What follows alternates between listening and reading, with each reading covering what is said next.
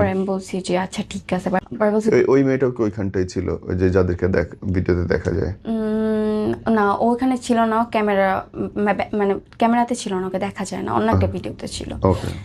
পরে হলো মানে ও আমাকে ডাক দিছে, পরের দিন আমি গেছি। আম্মু আমাকে অনেকবার পরে বলছে যে ফ্রেন্ডদের সাথে এখন যাইস না, ফ্রেন্ডদের জন্য এত কিছু হয়েছে, মানে ঘুরতে গেছো তোর, আমি বকা দিছি যাইস না। পরেও আমি গেছি।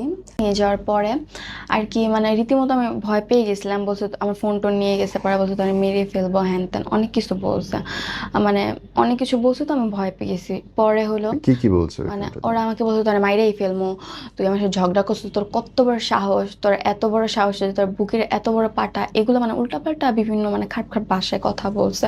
আর পুরো নির্জন একটা জায়গা ছিল, আমি ভয় পেয়ে গেছি। পারবেলা পোলা পাই না আনবো, পোলা পাই না তোরকে দিয়ে খারাপ কাজ করাবো, দেখবি নি কেমনে মুখ দেখাচ্ছে, এগুলা বলছে।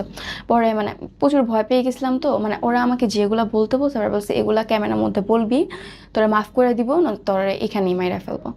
পরে মানে আমি রীতিমতো তোমাকে মার্ডার হুমকি দিছে, হ্যাঁ আমাকে মেরে ফেলার হুমকি দিছে হ্যাঁ সেখানে? আমাকে বলছে যে তোকে মাইরে এই ফেলবো, দেখিস তোর কি করি, মানে অনেক খারাপ খারাপ কথা বলছে, ওকে। যার কারণে আমি প্রচুর পরিমাণে ভয় পেয়ে গেছিলাম। পরে বলছে ভিডিও মানে ভিডিও অন করতেছে। পরে আমি বলছি ভিডিও কেন অন করতেছিস? ভিডিও ছাড়বো না, তোর যা যা বলতে পারবো তা তা বলবি। পরে আমাকে কানে ধরেছে, কয় পা ধরে মাফ চাবি, এখানে সব শেষ, অনেক কিছু বলছে।